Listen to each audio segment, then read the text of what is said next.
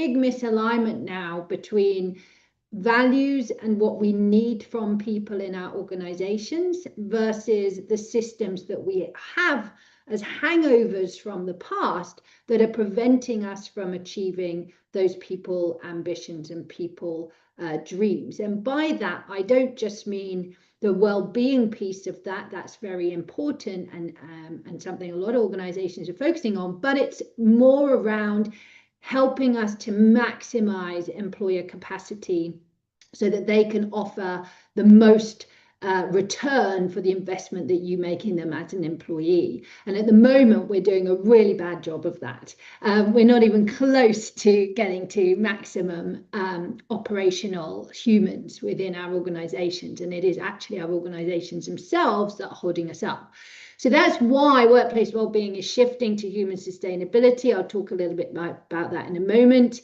The aim is to explain really why workplace wellbeing is no longer enough, and to explain to you, or to help you guys to understand this shift, and then the role that I think you guys could be playing in this, and a really important role that will be.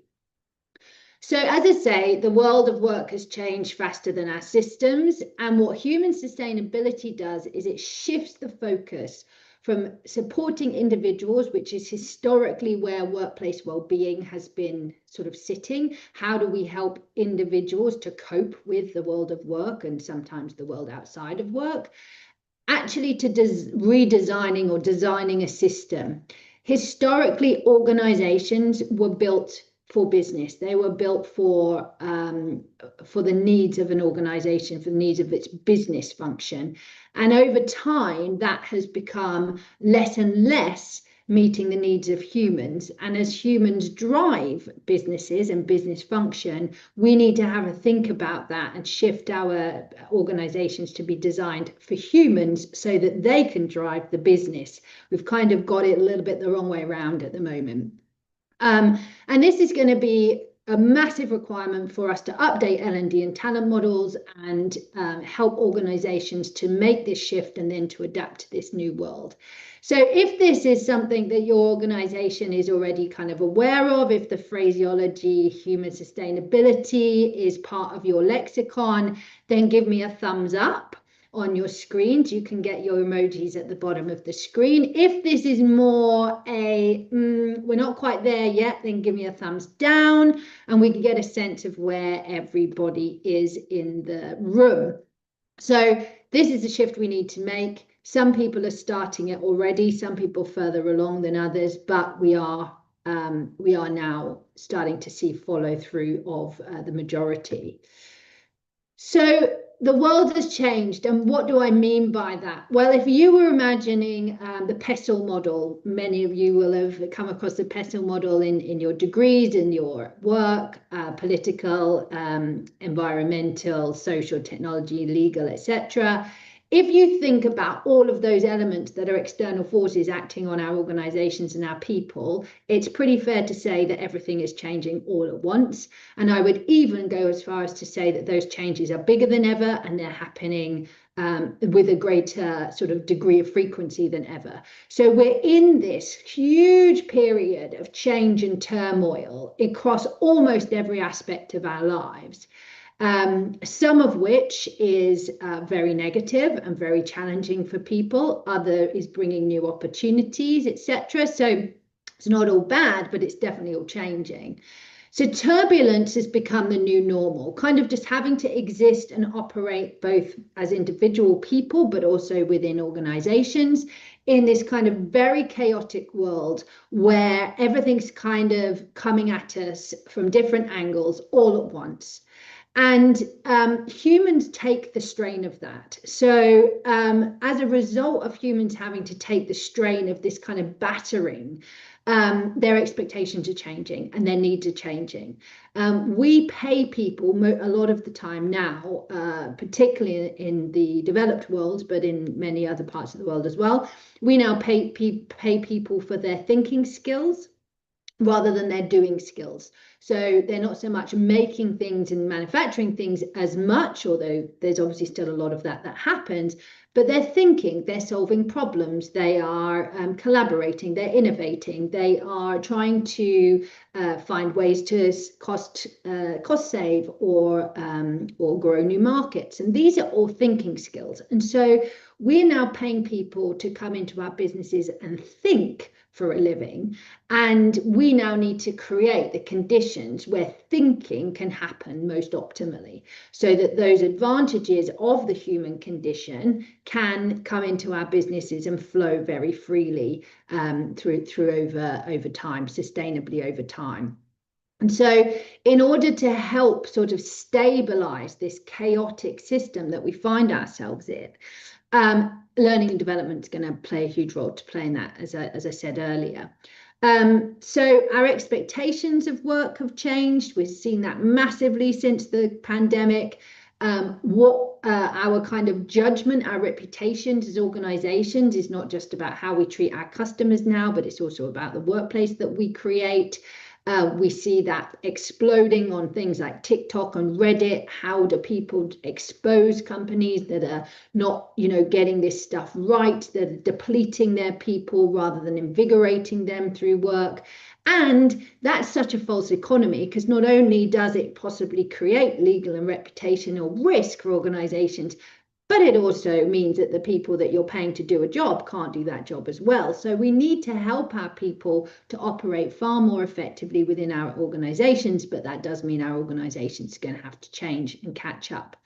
I describe this as kind of the boat in the storm element of doing business. So it's kind of, we're floating around in the sea. Nobody, by the way, is very sure where we're navigating to at the moment. So a lot of our leaders are hoping to cling on to certainty and historic kind of signals that we had in the past that would tell us, right, everybody had that direction. Those have gone. So a lot of people are floating around in unknown and uncharted seas, and they're not 100% sure how to get out of the storm, and they're not 100% sure in what direction they're traveling in. So that's adding even more complexity and chaos to our mission and our vision. And so our leaders are very strained at the top of the food chain, and then that definitely works its way down as well. So within our organizations, it's a little bit chaotic. Outside of our organizations, it's very chaotic, and all of our people are absorbing that chaos, which is going to have an impact on their cognitive functioning.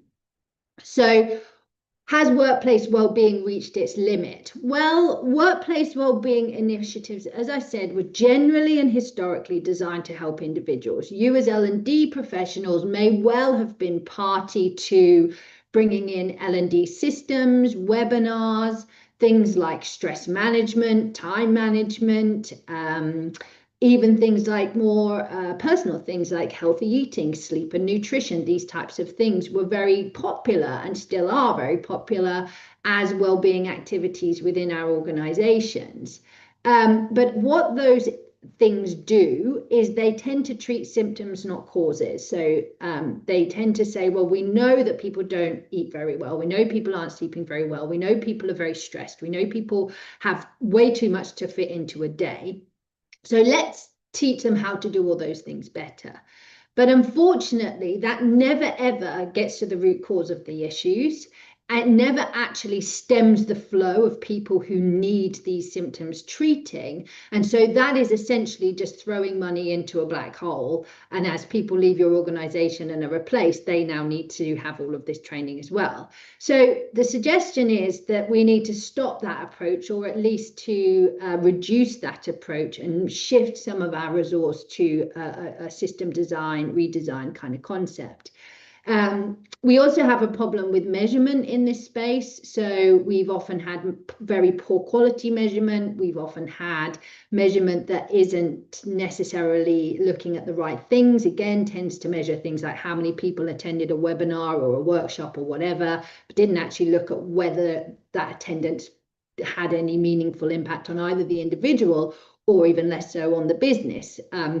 we've not been very good at making those links within our own organizations. It's been done better within the kind of academic world, but it's not been done very well within individual organizations.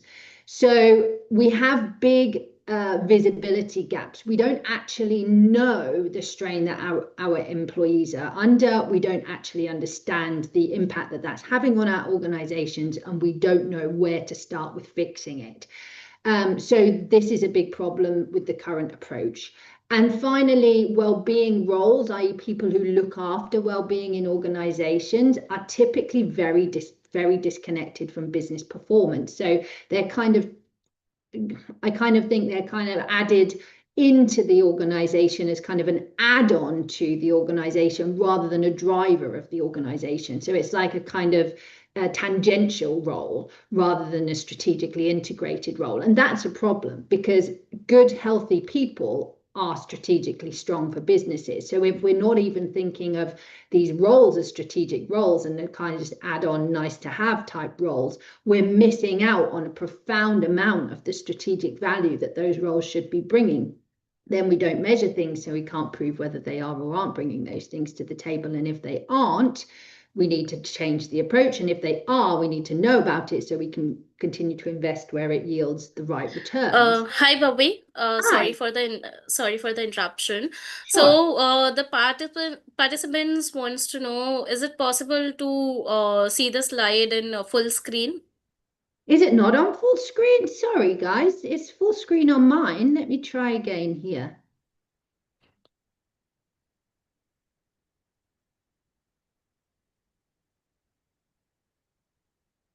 Are you looking? Hang on. Are you looking? Let me share the other screen. Let me just stop share. Is this, try this one? How's that? It's coming. Yeah, it's full screen now. Thank you. Better. Sorry, guys. I was sharing the wrong one. I hadn't realized that.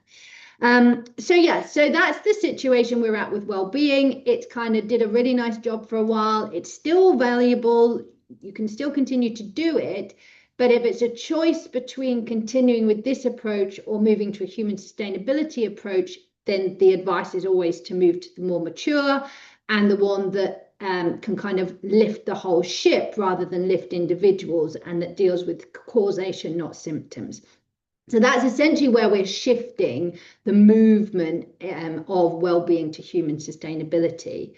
So how do we help organizations to look at this from an L&D perspective? Well, historically, you guys would be raising training around resilience. It's now considered somewhat unethical to train resilience into exhausted people without actually fixing the system that's exhausting them. So there is starting to be some quite strong critique around that kind of training. And individual well-being development is a never-ending system, as I just alluded to. And if we continue to deplete people's well-being through the system designs that we have, we will be forever trying to mop up the depletion that's created, and it will never balance out. We will always deplete people before we're able to re-energize them. And so we'll always be on a downward moving spiral of exhaustion to a greater or lesser degree within our organizations if we continue to make it that we just teach people coping mechanisms.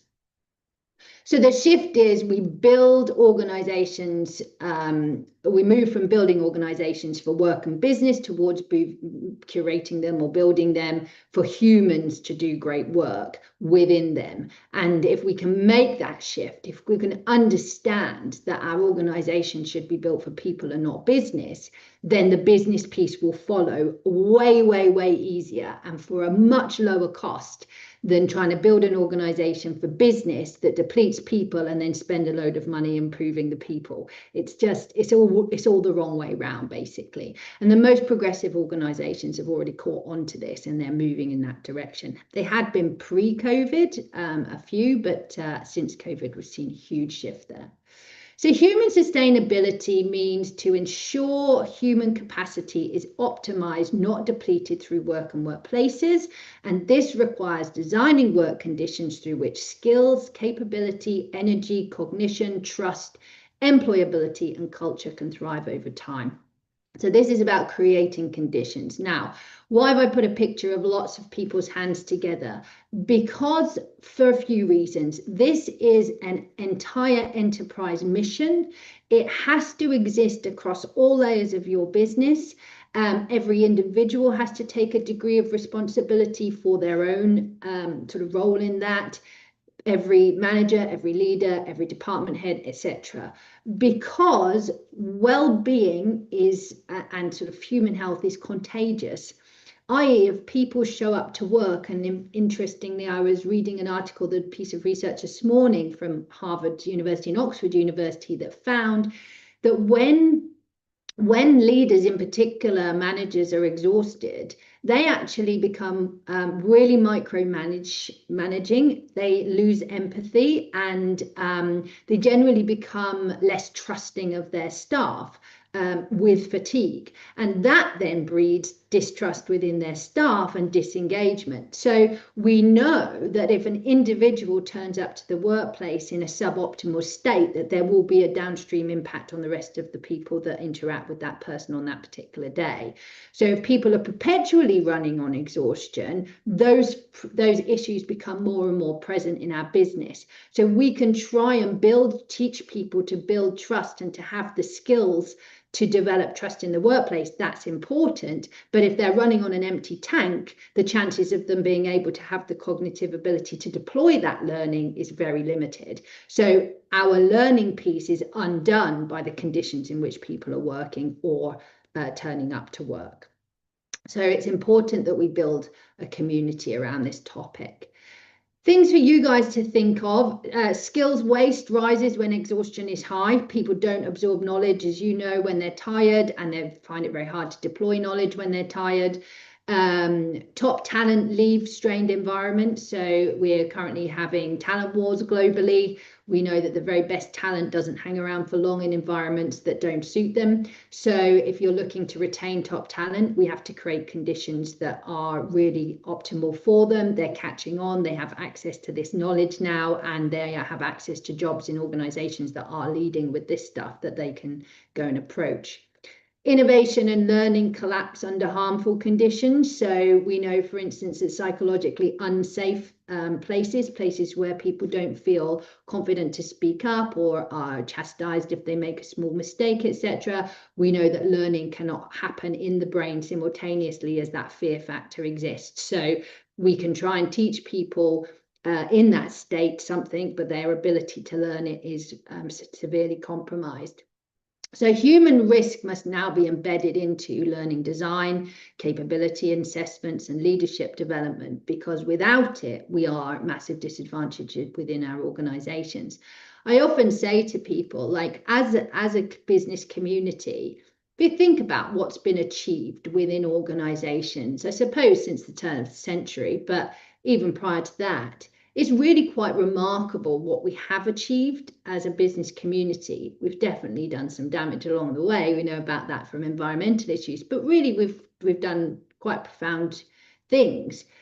But we've done that under quite straining conditions for humans. So imagine what would be possible if we created conditions for humans that really help them to thrive and then put all that energy into our businesses. And that's the trick, really. Instead of calling them resources, because resources are designed to be depleted, if we create them as sort of never-ending energy, sort of almost like solar power energy, we just keep plugging them in with energy and they'll keep deploying it to our businesses. So it's that kind of way of thinking, that sustainable way of thinking about human energy and human capacity, and how do we drive that into our businesses. Why does this matter now in particular? Well, only 41% of workers believe that their organizations are in any way advancing human sustainability, which means that 59% of them are not, or they're perceived not to be. People costs are around 20 to 30% of total costs, and that is growing because of burnout and attrition and presenteeism. So we know that this is a huge cost base and a huge opportunity for cost savings. CEOs are increasingly catching on to this, so we need to start talking their language as L&D departments. Regulation around psychosocial risk is increasing in certain parts of the world, particularly in Australia. They're looking to introduce it in Europe and the UK. There's elements within Canada on a voluntary basis at the moment, and there are elements within different states within the US.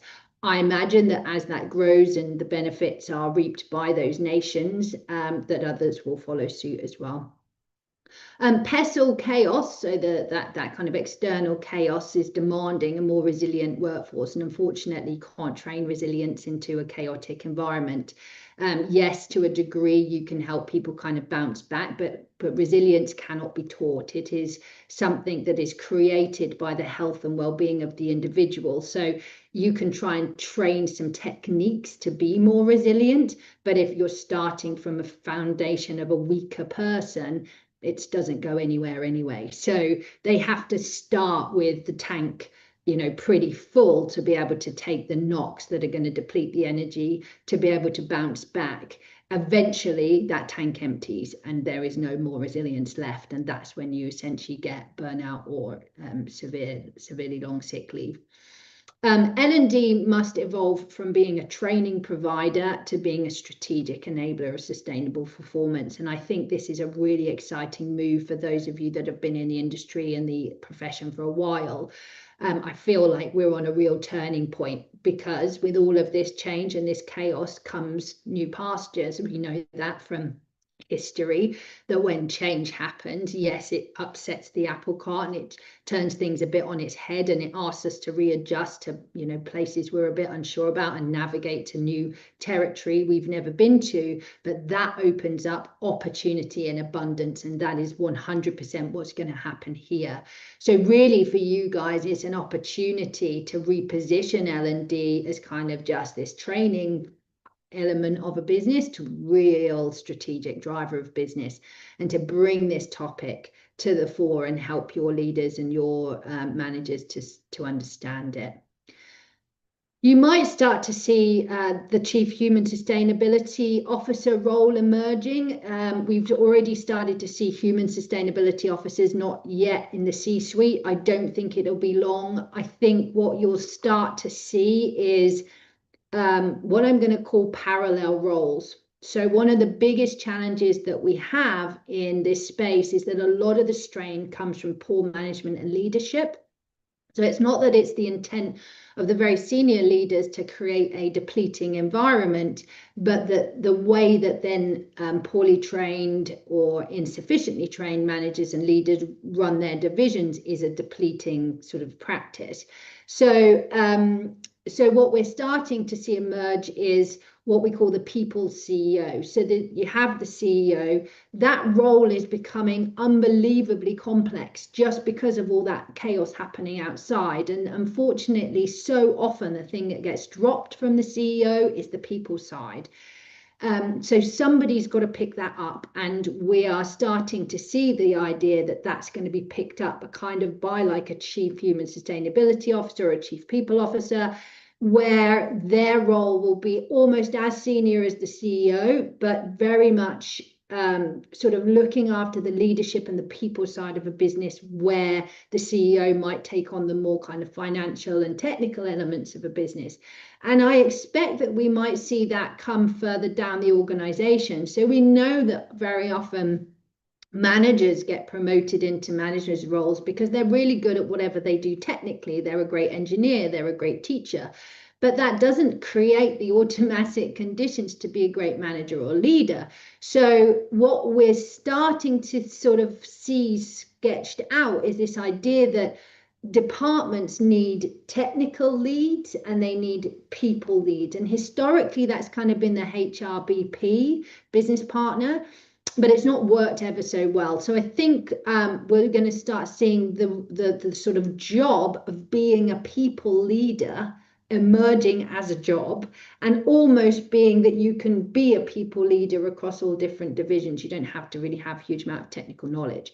So, but you're an excellent people person. And that allows then the really good technical people to be really good technically and to not be distracted by all the people related stuff that they're probably not very good at and probably not very interested in, and to shift that to somebody who loves that part of work but doesn't necessarily know anything about engineering. So we're going to potentially see that, and we're possibly going to see that at the top of organizations as well. So be ready for that shift.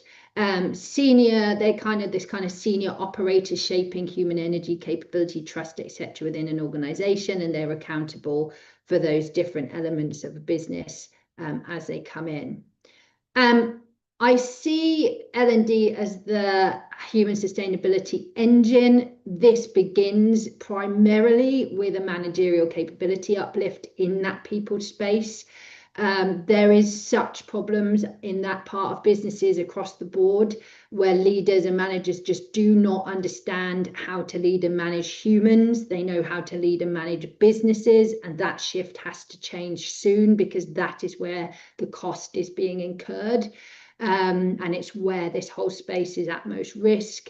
It's about creating capability ecosystems, not working with competency frameworks.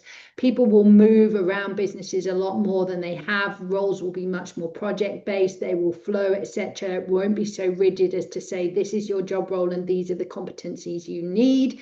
It's going to be much more fluid than that.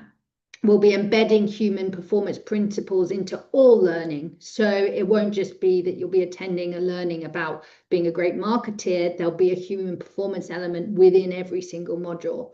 And diagnostics-driven development. So one of the things that our organization focuses on is how we diagnose people risk in businesses, human sustainability, obstacles, etc. And that data should be being used by L&D departments to craft and to identify the gaps that need filling from a training development angle. Very often what comes out of that is weaknesses within leadership and management. And so using that data to guide where we need to improve those things should be something that you'd be looking at if you're not already. So we need to help our organizations develop literacy in what's called psychosocial risk, which is an emerging sort of area of where harm is created within businesses to teams and individuals.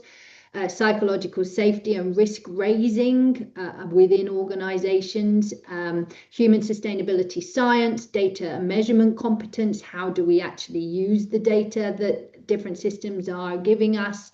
Systems-based thinking, so rather than individual silo jobs, how do we do this across the whole system? How does the whole system get reoriented? We're currently at risk of AIing very ineffective systems that are a hangover, and actually we just need to rethink the whole system altogether, then use AI to support it.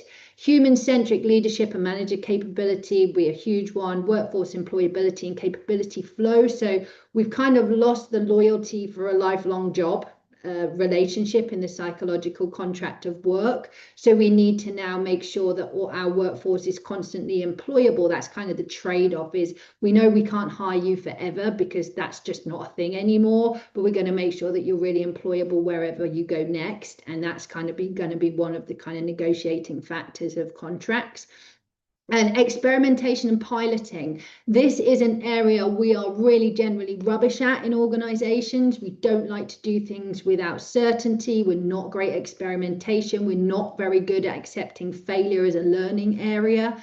And this is going to be a huge part of the types of thinking that your people are going to need as we go into this chaotic world where experimentation and piloting are going to be the only option. Because it's all new territory. So when we cannot rely on those systems of security. And then just sort of wrapping up, here's a few practical steps that you guys can be taking. So introduce human sustainability as a strategic framework within your organizations. Introduce it to leadership. If this isn't a language they're already talking, get things under their nose. There's a great first kind of starting point I often direct people to, which is Deloitte's study, 2024 study, which covers human sustainability, which is a nice introduction to it.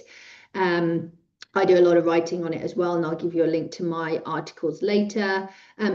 Advocate for the use of evidence-based diagnostics to identify system risks and capability gaps. They will serve you in terms of your planning and identifying learning and development needs, but they will also serve the whole organization to help re-engineer that system so that they can iron out those risks and those obstacles to human capability maximization.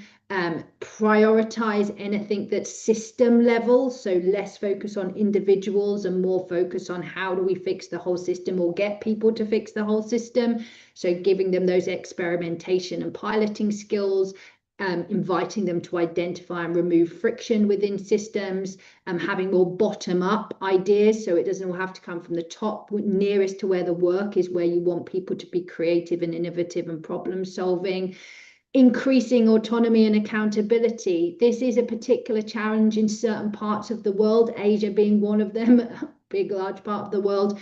Autonomy and accountability don't sit well in very hierarchical structures, but we know that hierarchies are flattening. So as they flatten, people are going to have to take on less just being told what to do and take on more autonomy and sit with more accountability. That's going to be a bigger trade-off than we've seen historically. So that's something people need to be kind of brought into their comfort space.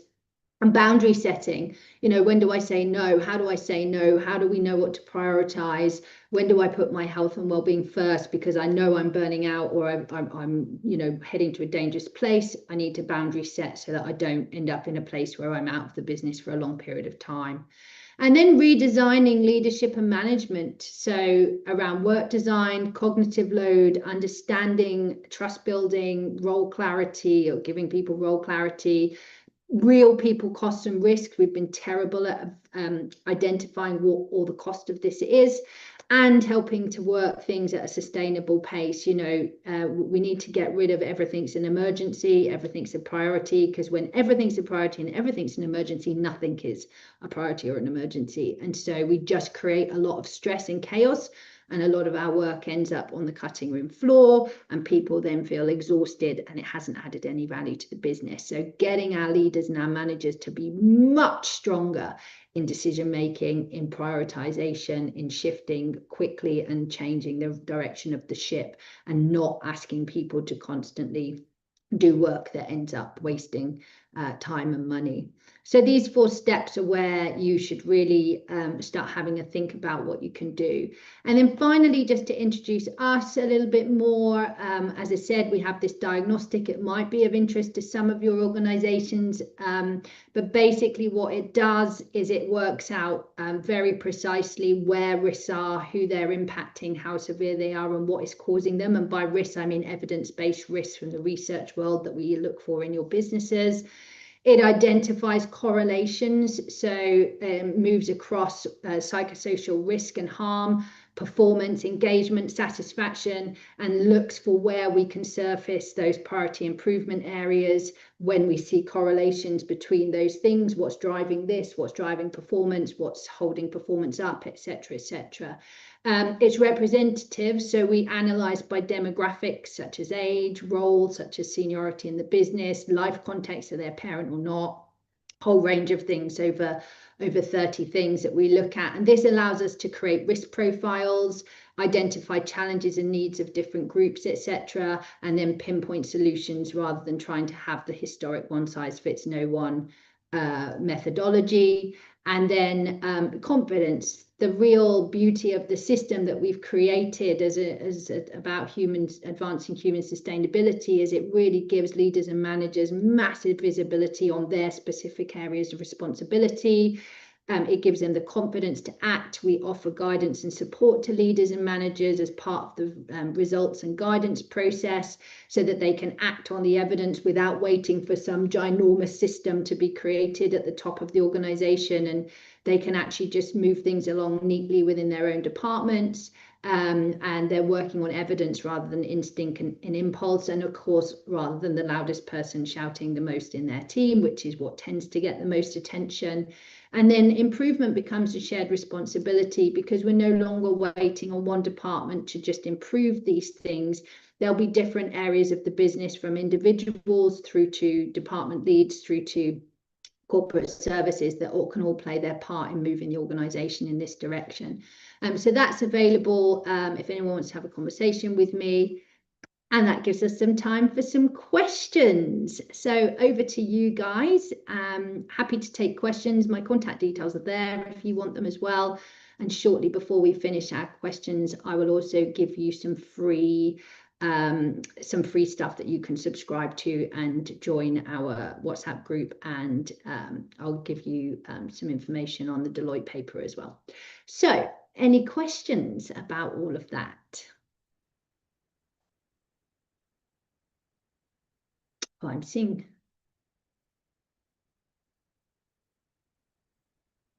Just checking to see if there's any questions in the chat.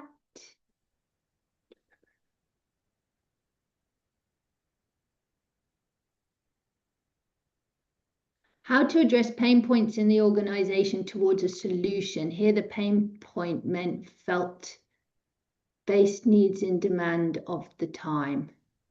I'm not quite following. M. Jayaka, if you don't mind coming on to give me your question verbally, or if you want to rewrite it, I'm happy to have a look at it. I'm not quite following what you're asking for in that one, I'm afraid.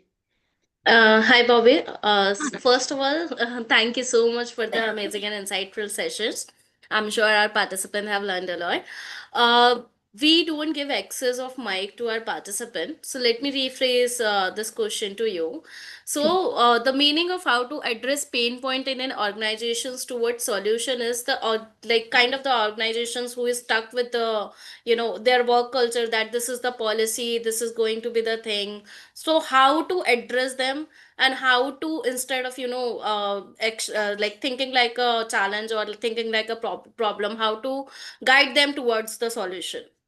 Absolutely, that's a great question. So you're thinking right already, because you're thinking about this not in problem terms but in solution terms. And this, look, first of all, we have to caveat what I'm going to say by none of this is going to happen overnight. This is step-by-step change, monumental shift. We will not recognize our organizations 5 years from now, maybe 10 for the laggers, but it's going to take time. We're talking about changing 150-year-old systems that were essentially created in the Industrial Revolution in the late 1800s, and they've been with us in one form or another until 2025, and they will remain with us or in certain departments for longer still. So nothing's going to happen quickly. But the way that I often help people to, I suppose, sell this into their businesses or help organizations to see this is to talk about it as the future of work, talk to them about it as the pioneering kind of place where organizations are going, and to paint it as an opportunity. The way to help people to address issues is with data. A lot of people, a lot of organizations have got to a place where it's kind of a them versus us culture. That got created largely by mistake, but kind of inevitably, because as COVID came, as value systems changed, as the rise of social media meant that suddenly things were much more public, of course, businesses and the way we work came under considerable scrutiny. As the world outside became more chaotic and scary and dangerous, that put more stress on us, which meant we were able to take less stress in the workplace because we just have a threshold for stress. So now what we have to do is educate our leaders and our managers that the way we currently do things with some of the embedded cultures, the embedded policies and procedures that were absolutely fine 10 years ago, 5 years ago even, have no place in the world of work now, and if we carry on clinging to them, we will soon be going out of date. We will soon be redundant. So we need to talk about this in a really exciting way, that it's going to be about unleashing the full potential of our workforce. It's going to be about tuning in, just as we are facing issues with the supply chain, for instance. Our environmental impact is now causing colossal strain on our supply chain, and so we are having to be more sustainable as organizations from an environmental perspective. We also have to be more sustainable from a human perspective. We know that we are leaking costs through absenteeism, burnout, disengagement, demotivation, etc. And so really that 30% of cost sitting in a business doesn't need to be anything like 30%. And actually, it's probably much higher than that, because we're not very good at capturing sort of bits and pieces that get lost along the way. We don't really know how much it costs when somebody's burnt out, for instance. So we know that we've got this really high cost base. We know there's an opportunity to make organizations designed for humans, and we know that there's a lot of money and innovation and problem solving sitting on the table if we do that. We have to persuade our leaders to let go of the ego and to let go of some of the old ways of working that simply aren't solving them. And I can tell you now, it is a lot easier to organize and run a team of people who are energized, who are engaged, who are there with a sense of purpose, than it is to run a team with people who are depleted by a system that is ineffective and unfit for modern times. So it starts small. It starts by, I would always say, with a diagnostic, because then you know where you're based. But if diagnostics aren't in your organization or aren't something you want to do, then just chatting to people, asking people, where is the friction? What within your job role? Is it a cultural issue? Is it a systems issue? Is it that I have to take this piece of work and move it to a different thing, and then I have to do this, and then it has to be approved, and da-da-da? And is the whole thing just too heavy and bureaucratic? Can it all be simplified?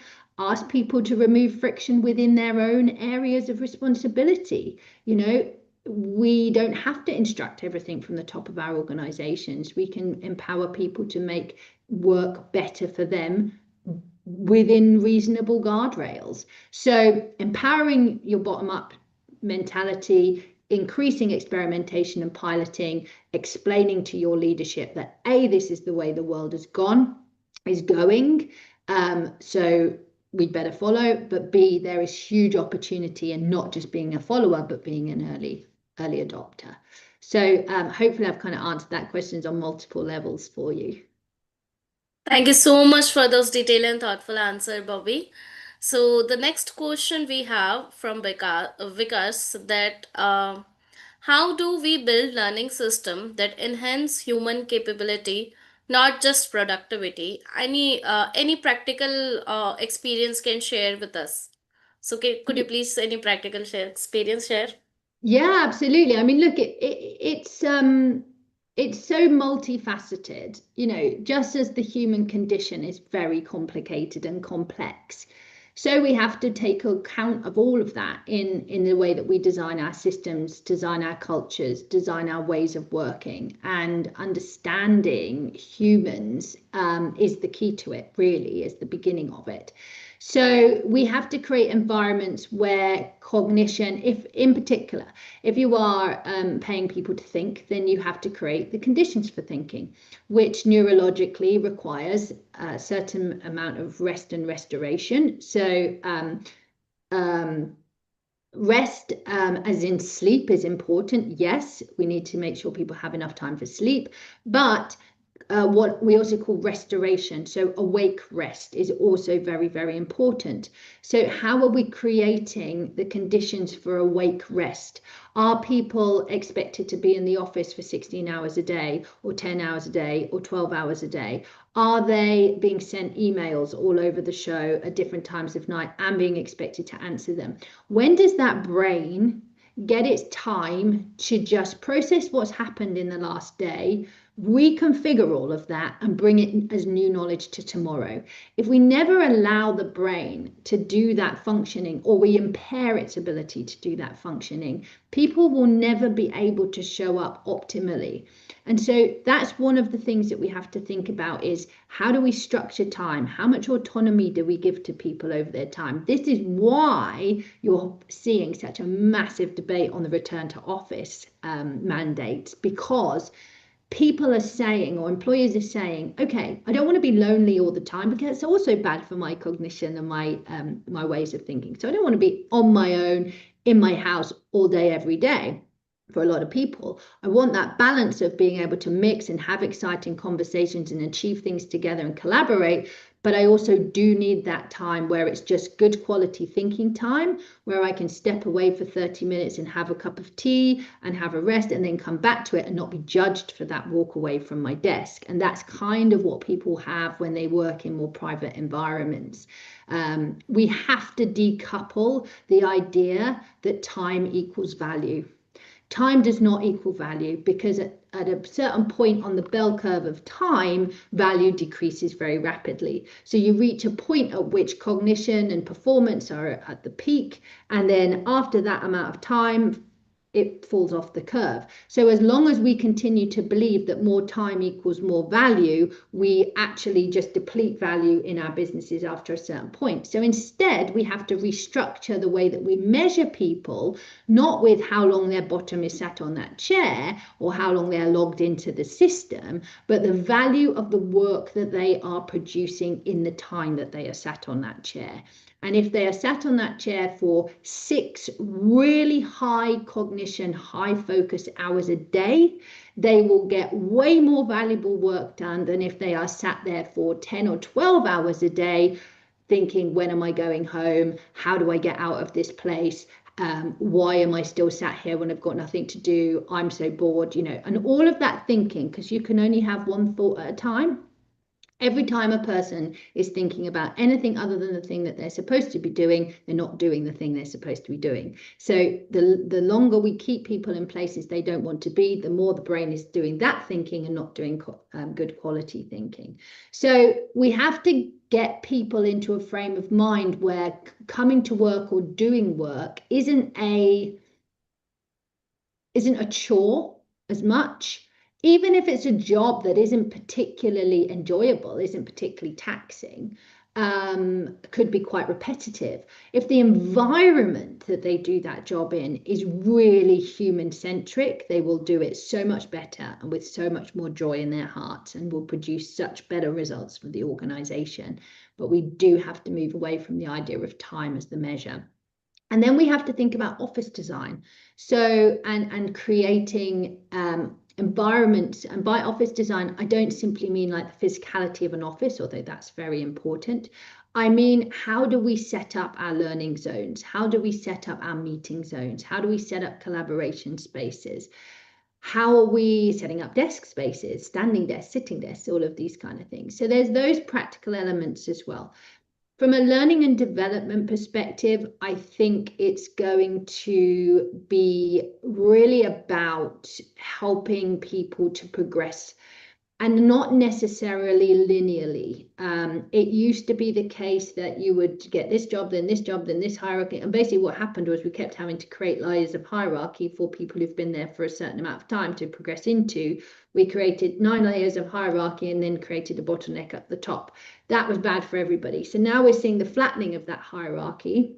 But that means that instead of putting people up a food chain of promotion, we have to promote them left and right, forward and backwards. So it's not so much about linear going up, it's about developing skill sets and adding value in different project spaces and learning to join different project teams, etc.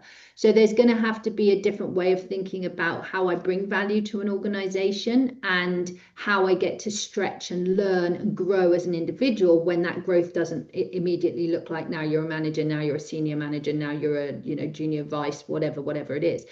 because that's where we're going to go. So how do we help people stretch and evolve, and sense of accomplishments and sense of learning and stretch and challenge is a huge part of how we get people well and into high performance zones. We don't want people bored. We don't want people thinking that they're going to be doing the same boring job for the next 6 years because no one's paying them any attention. So how do we do those things? So building learning and development pathways around skills that will operate across all of those different projects and things that they might ever get pulled into, so collaboration skills, communication skills, etc.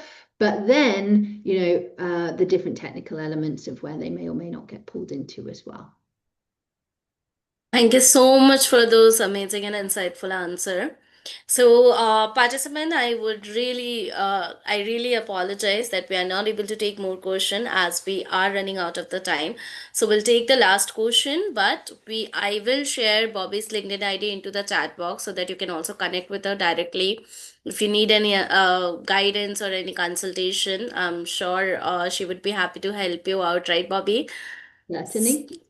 So, Bobby, today's last question is, if any leadership or any managerial role is working in a company, like if a person is working in a company, that company is not working towards the human sustainability and the human well-being. So if there is any leadership role or any managerial role who does not understand this concept, so as an employee of working under that leadership or managerial or otherwise working in that kind of company, how to set the professional boundaries which will not impact on the career as well, and which will make them think that now it's time to work towards the human sustainability and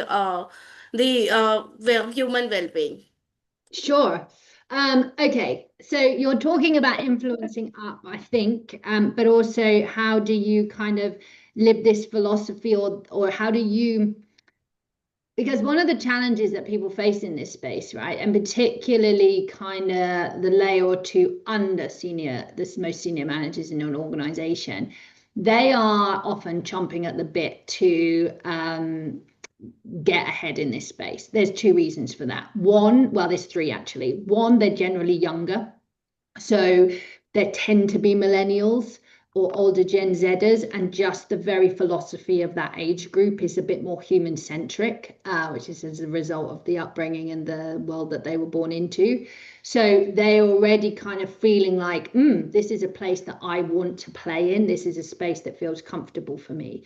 The other reasons that they want to do it is because they see that their leadership, as they progress into more senior roles or managing larger numbers of people, they want to be the human-centric leader, right? They don't actually want to emulate the way that they were managed and they were led, because they are the product of the burnout generation that type of leadership and management now creates in the world we live in. So, by the way, that way of managing and leading wasn't always wrong. It was just fit for a very different time when the world was way simpler, it wasn't changing as fast, was far more predictable, was far less competitive. And you could have those kind of structures within businesses because the system allowed for that kind of slowness in the slowness that creates. Now our businesses cannot survive with that level of bureaucracy and that level of hierarchy. So they are flattening.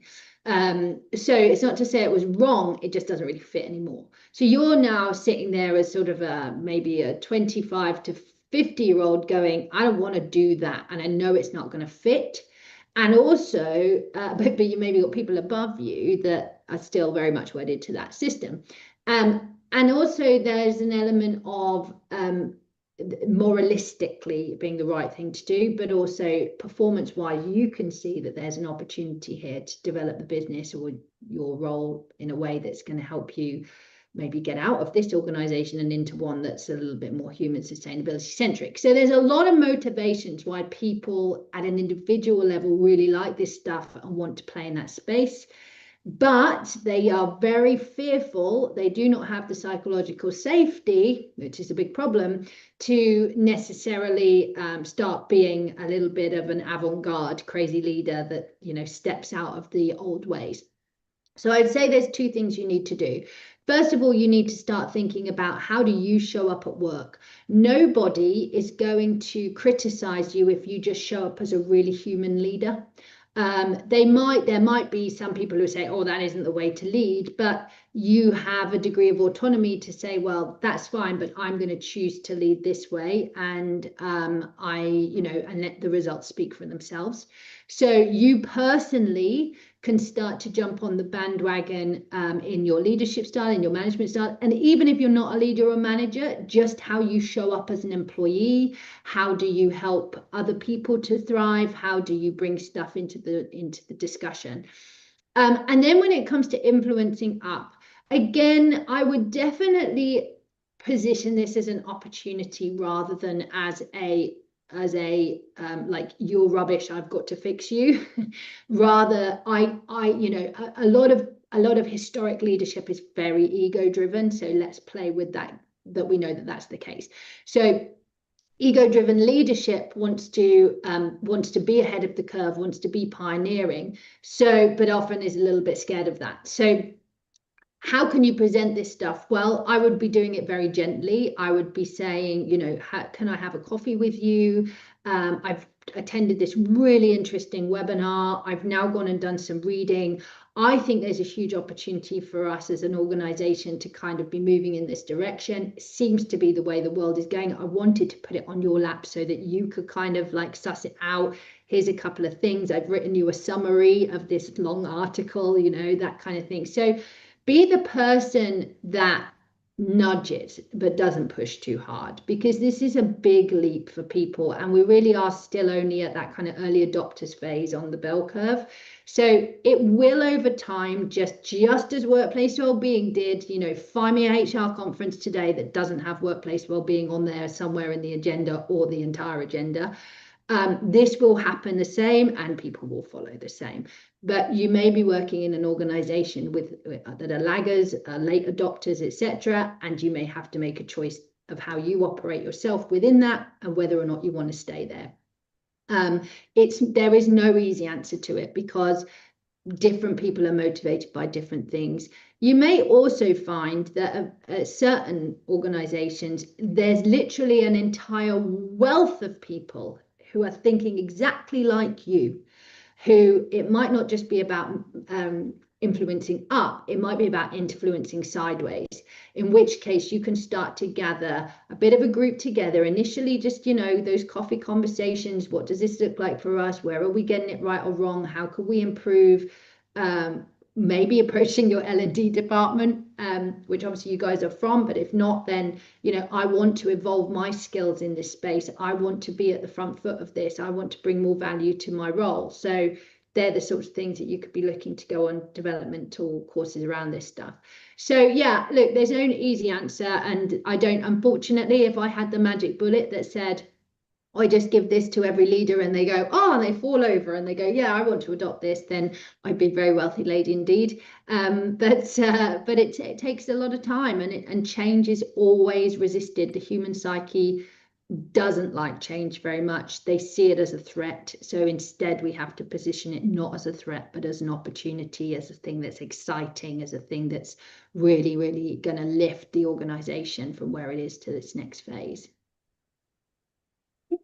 Thank you so much for those detailed and amazing answer. And I'm sure our participant have gotten a lot of query clarified. So once again, I really apologize to the participant. Will not be able to take the more question, but I have shared Bobby's LinkedIn ID into the chat box for your convenience, guys. I've also shared the QR code shared by the Bobby on the screen into the chat box so that you can connect with her directly. So, before moving ahead, would you like to give any final comments, Bobby? No, I'm fine. I would just say, yeah, have a look up the Deloitte paper. I appreciate this is a link, so you can't see it, but have a look up the Deloitte paper if you want a place to start. Do you share around the slides with this organization or no? So for that, we have a separate team. So we share the email ID too with the participant into the chat, whoever wants the slide. So they do the email over there and that team take care of it. Okay, fine. Because just on this other page, I've also got, people might want to just take a screenshot of this or photograph. I've just got a list of books and other readings that help in this space to kind of move this along. I really like this one, which is really about why capitalism in its current format is going to collapse and what is likely to replace it. And then these are more kind of within the organizations starting to play around with some of the ideas we've talked about today. And then there's always the trust barometer. If you don't use it, the Edelman trust barometer is really helpful for getting facts and figures that are useful for influencing up the food chain. So there's a few things there. This is my weekly article. Write a thought leadership every week, often has tips in it. And then also we have a community, an international community WhatsApp group. It's relatively small, so 300 people, and we chat. We generally just share research papers, events, ask your question, and gets community, input for a challenge we might be experiencing. It's not an ever so busy WhatsApp groups. It's not one of those ones where you're getting bombarded 28 times a day. It's relatively quiet, but a couple of times a week, some useful things. And sometimes we post jobs there as well. So there's some resources. I would love to have you connect with me on LinkedIn. That's where I hang out most of the time from a social media perspective. And my email address is here. And if you want to learn a little bit more about the organization, then the website's there as well. And get in touch. And otherwise, if I don't hear from you again and you've kind of been a bit inspired, then good luck, because this is really exciting time in the world of business, but also a little bit scary because it really does mean a lot of change coming. But rather be aware that change is coming and adapt to it than have it catch you out. Which is what's going to happen to a lot of people. So great that you joined. It's been a pleasure talking to you. Great, insightful questions. And we'll look forward to connecting with some of you again.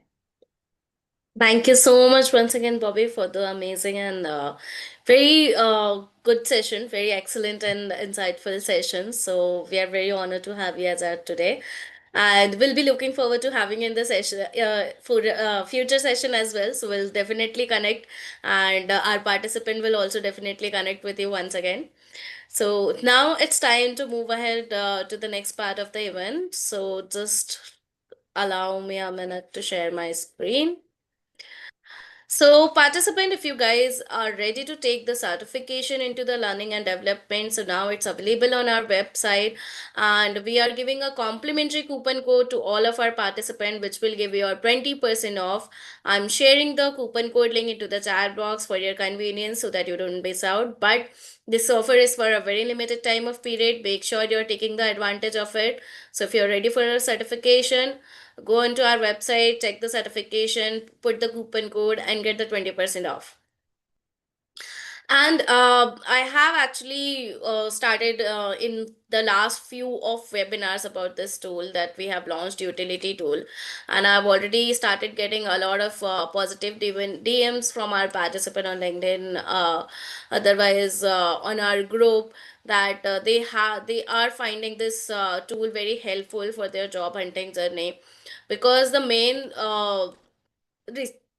I'm really sorry. So main resource of this main agenda of the tool is to making your resume stand out in front of the HRs and recruiter, and helping you throughout your job hunting journey. Because in today's AI era, everyone is taking the help from the AI to make their professional journey easier. So HRs and recruiters are also one of the people who take the help from the AI, but that is also the one of the biggest reason that most of the candidates resumes are getting rejected even after having skills and experience. So what this tool will do, you can log in into this tool by using your LinkedIn ID, and we are also giving a complimentary coupon code to our all of our participants, for which will give you 100% off. So it will give you a recommendation for revamping your LinkedIn profile according to the job designation you are targeting and the industry you are targeting. So when everyone is taking the help of AI, why or not, take the help of AI, take the advantage of utility tool, use the coupon code link which I have shared into the chat box, get 100% discount, and make your job hunting journey even more easier.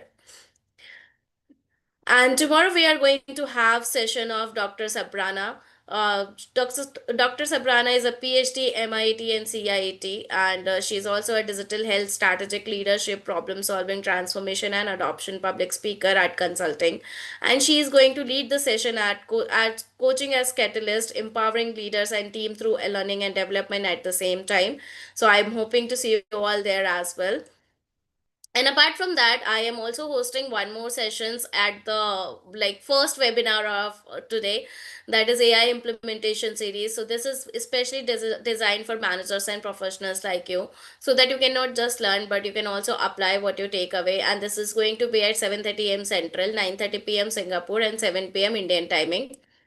Apart from that, there is one more webinar conducting, and if you are a ISO enthusiastic, so I would strongly recommend you to joining this webinar. Currently, we are conducting the module ISO 4201 and ISO 2701 across the industries, and this is going to be happen till 5th of December, and the timing is 8:30 a.m. Central Time, 10:30 p.m. Singapore time, and 8 p.m. Indian time.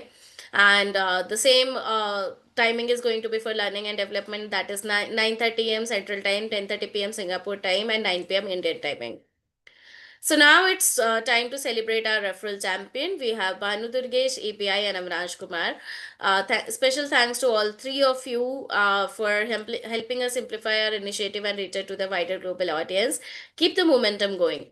So you can be also part of the referral championship. So what you can do, if any of your peers, colleagues, and professionals wants to join for this webinar, please refer the registration link to them, which you can find on our website.